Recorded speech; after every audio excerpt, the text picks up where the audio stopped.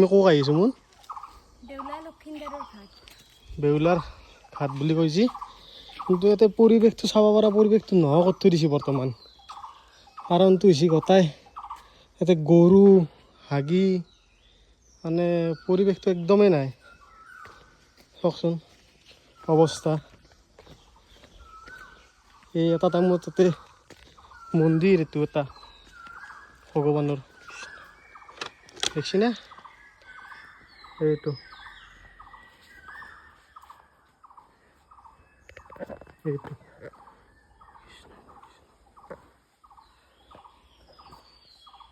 কিন্তু বাকী ইয়াতে চাফ চিকুণটো নাই ইয়াতে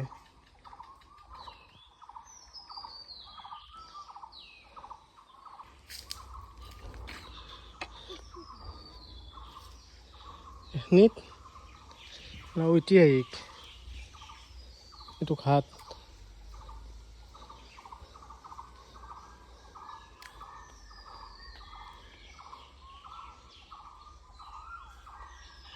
বহুত পুৰণা গাছ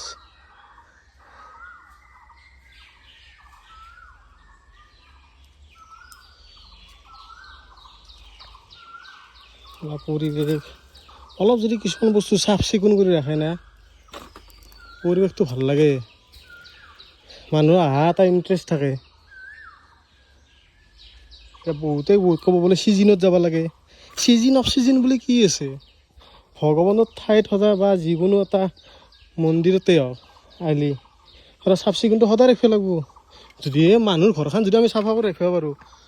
আপোনাৰ মন্দিৰটোকে চাফা কৰি ৰাখিব নোৱাৰোঁ দেখিছেনে অৱস্থা